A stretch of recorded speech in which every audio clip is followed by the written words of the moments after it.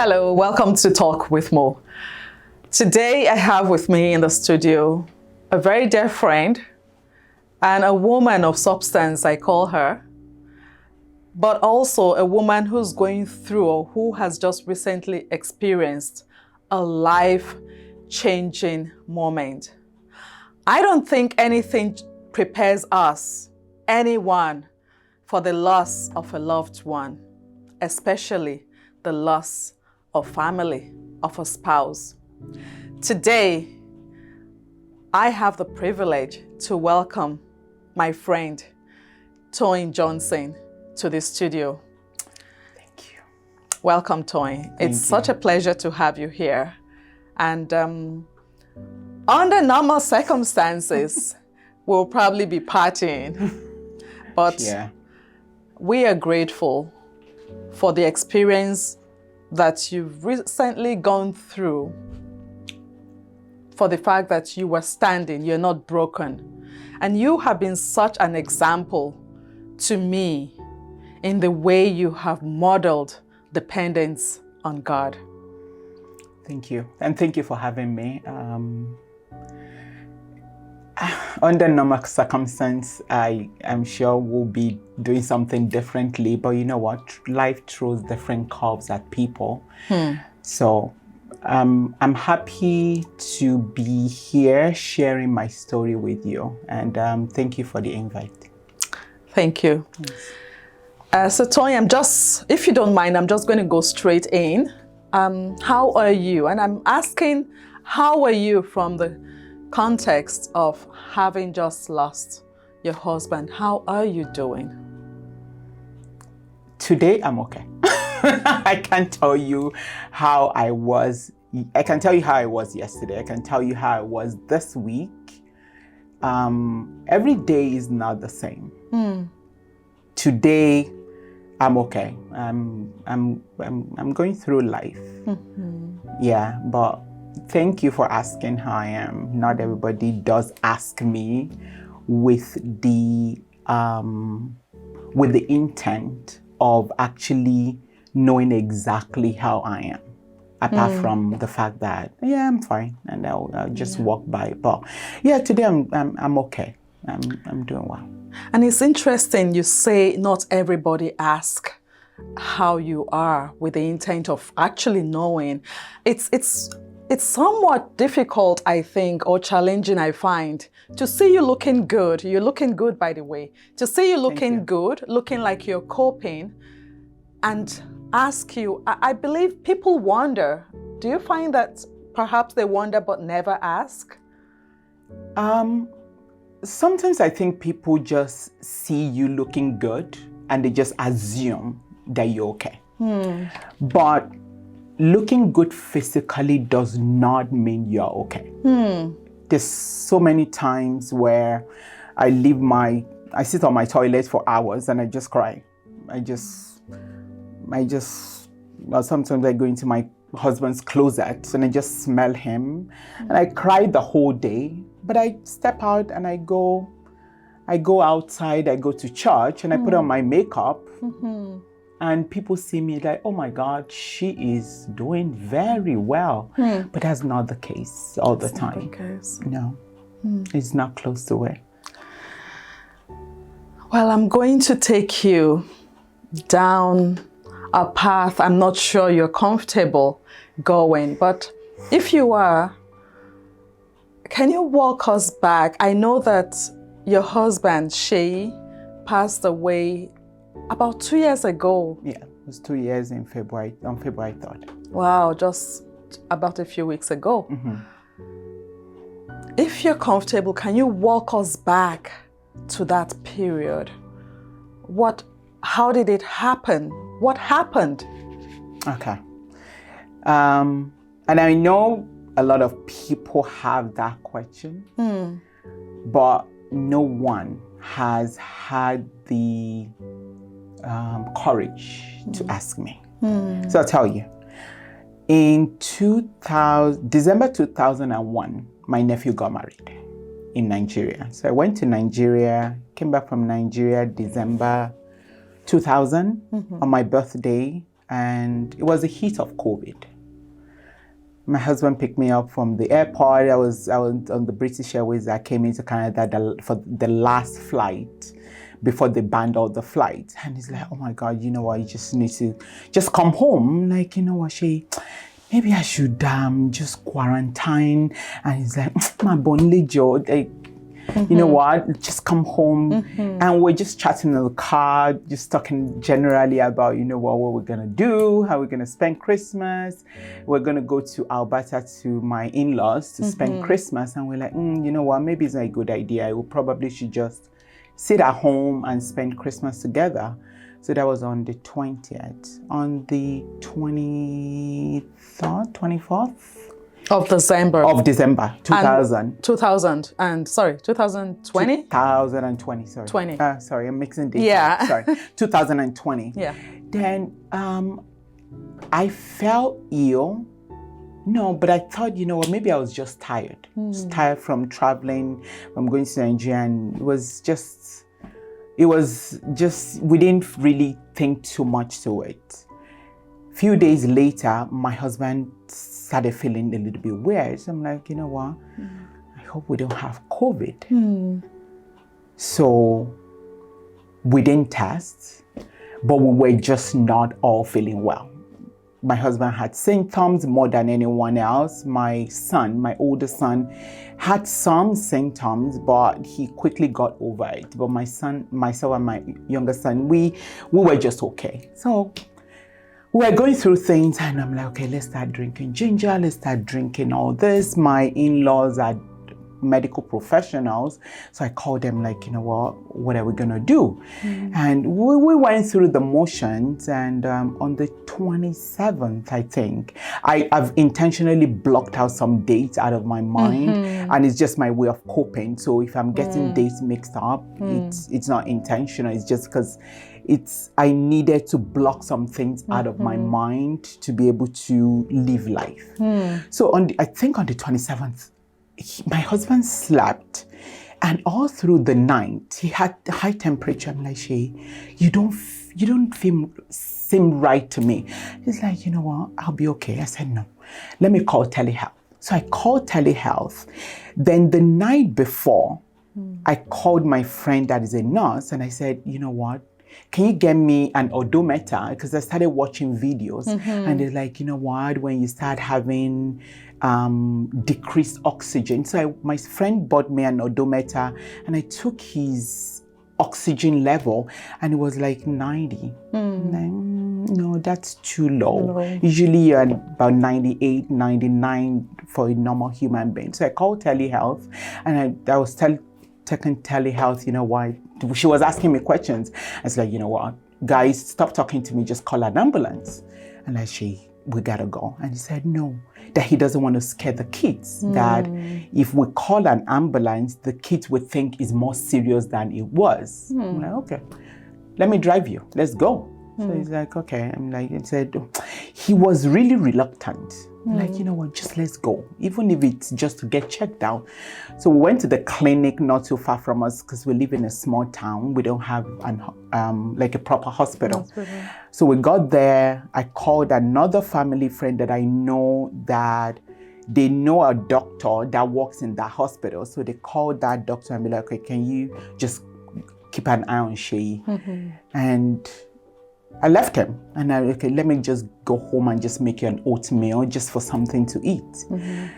And yeah, I think I went back. No, I didn't go home. So I parked in front of the hospital, and I just kept calling. It's like, Toyin, you need to go home and just leave me here. I'll be okay. When they are ready, just come back and pick me up. I said, you know what, I just don't want to go home. So I just parked there.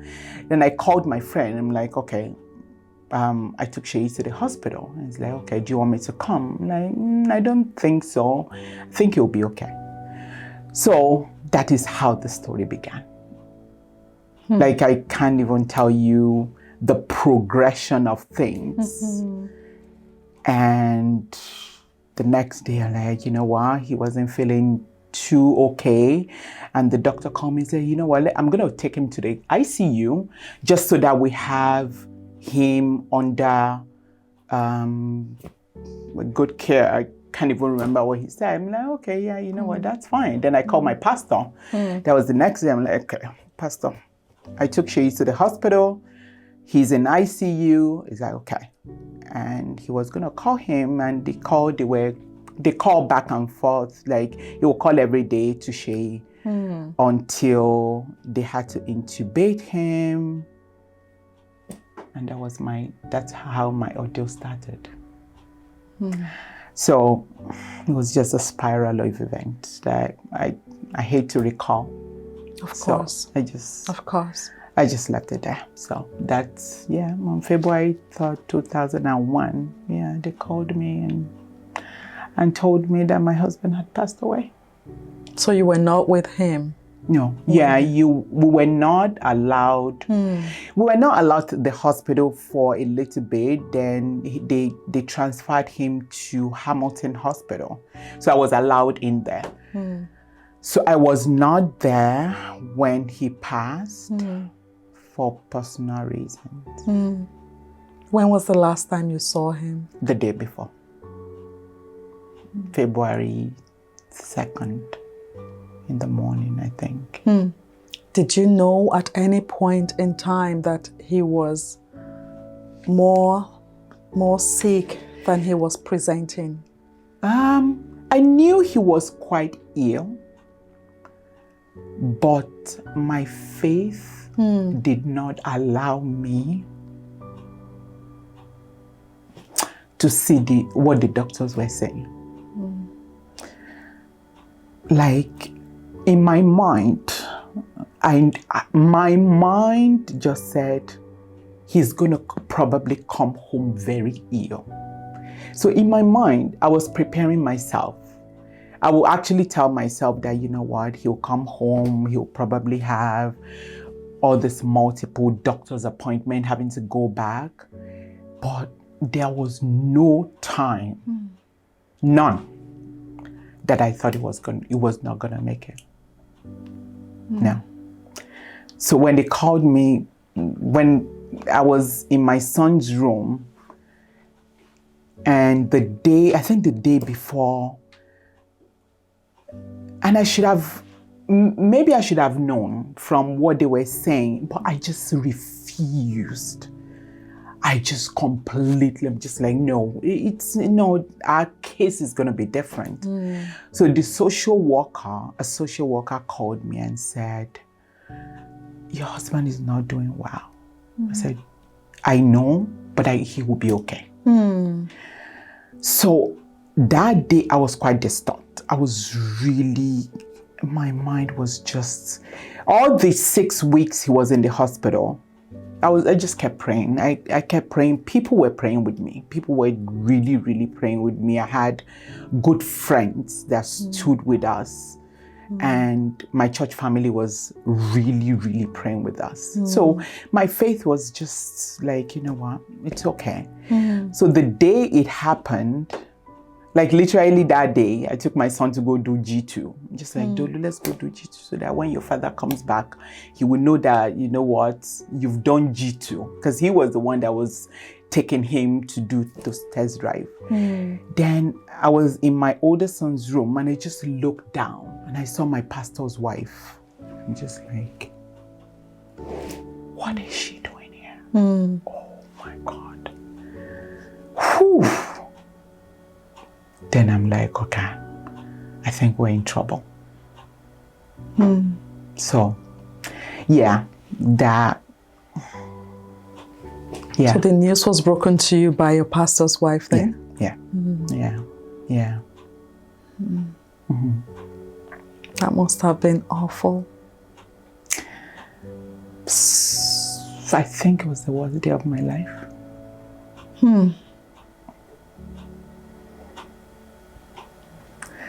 My husband, Sheyi and I were high school mates. He was my locker mate. So I met him when I think I was 14. 14, 15. So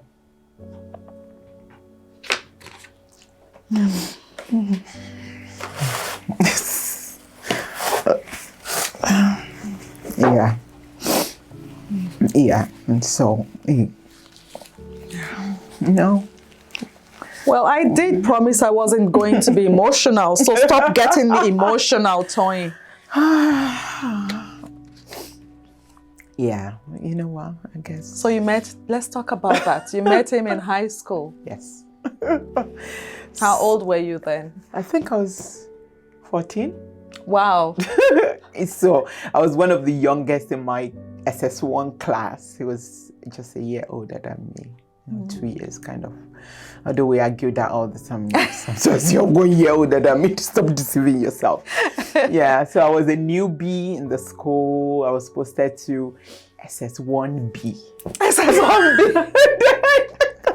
I met SS1B. I know. And I met this guy, and his name was Toyin Johnson. I said, hey, American boy. And he was quite chubby, a little bit light-skinned, so just said, this one cannot be born in Nigeria. This one, I'm sure he was born somewhere else. And was he? No. We were both born in Nigeria, although I guess I'll tell him he had a little bit of a more privileged background than I am. Okay. So yeah, I met him in high school. We played school love for a little bit. We played hide and seek love because I can't tell my parents I had a boyfriend at 14, a Nigerian parent. Hey, Jesus. I don't even think I told my parents I was dating until I had to come to Canada. Yeah. Wow. And my dad passed away in between. So my uncle was like, you know what? Then my dad passed away in 1999. And so I dated Seyi up until 96 when he left Nigeria. He left Nigeria, went to Germany, then came to Canada. So in between, he'll come home back and forth. And we're dating. Definitely, we broke up at some point. We went back at some point. So, but we dated consistently. And it was in 99 when 95, he was in Nigeria when my dad passed away in 95. Then 99, my mom passed. Then he came to Nigeria and he was like, you know what?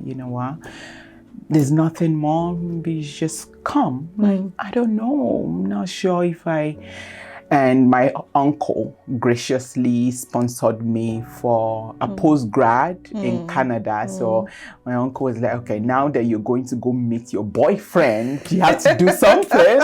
I'm like, okay. So, so before I came to Canada, we had like an engagement, like a trad, because the intention was, okay, go to school, get over your mom, stay with your boyfriend, then come back to Nigeria. But you know what? No. I got here and Seyi was my joy. Oh. Yeah, he was definitely a joy for me. Yeah. And you have 2 boys together? Yes, we have 2 sons. What was Seyi like as a father?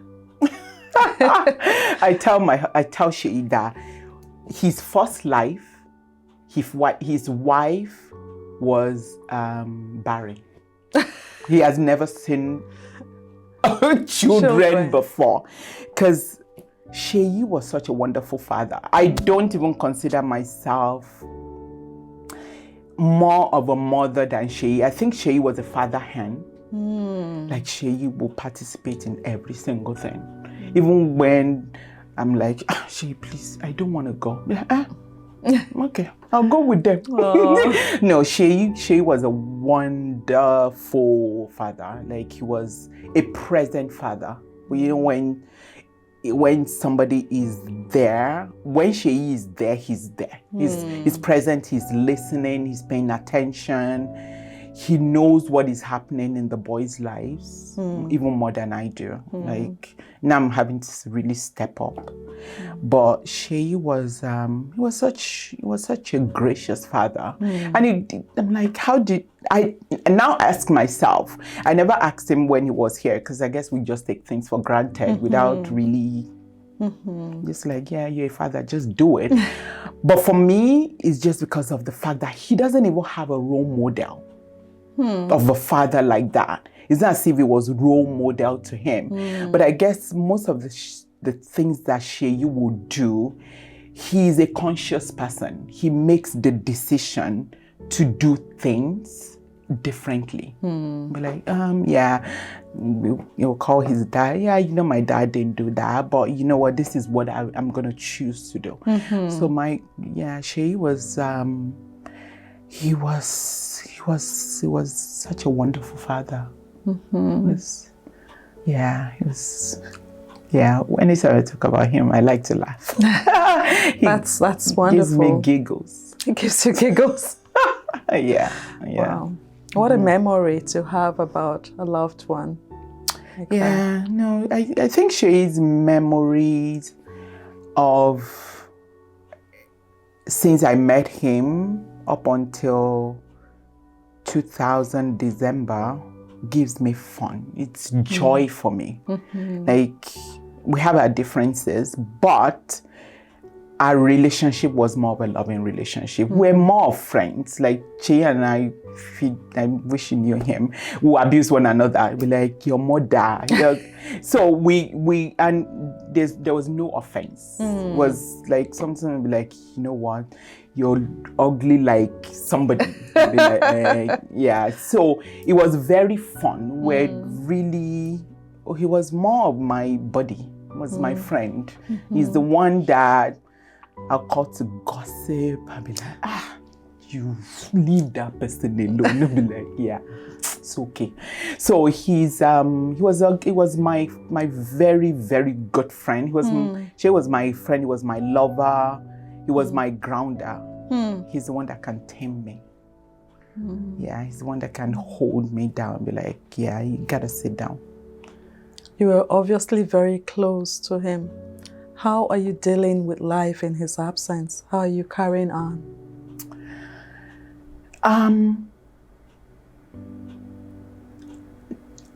His words rings in my ears. So whenever I want to do things, I'll be like, what would Sheyi have said? And just because we went through a spectrum of life together, I could tell. Coping, I don't know. I don't know if I'm coping. I don't know if that's what coping looks like. Thank God I have no role model. And I do not wish to have anyone around me to look forward to look up to. Because I think widowhood is such an isolating journey. It's full of isolation, it's full of quietness, it's full of mystery, it's full of learning. So I'm having to discover myself by myself without my husband. I've always identified as Sheyi's wife. I've always identified with my husband. So now I'm learning to identify with myself and being Toyin. So I'm trying to rediscover myself. And I just do it by day. I don't know if I'm doing it right. But I don't even want to do it right. I just want to do it my way, the God way. Yeah, and I've seen, like, now I'm looking at scripture in a different light. Because I'm seeing widows in the scripture. I was oblivious to them. I guess I didn't pay too much attention to the roots of the world. But I'm going through, I'm like, okay, you know what? People have lived this life before. I guess they're leaving. So it's, I don't know if I'm coping, but I'm living life. I guess that's how I can classify myself. So every day has been different. Yeah. Every day is a different day.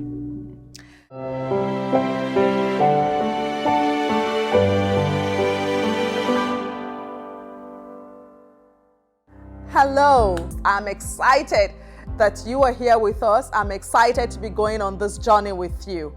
Please go ahead and subscribe to this channel. We are on YouTube, on Instagram, on TikTok, and on Twitter. Our handle is @TalkWithMo. I look forward to seeing you real soon for another exciting episode.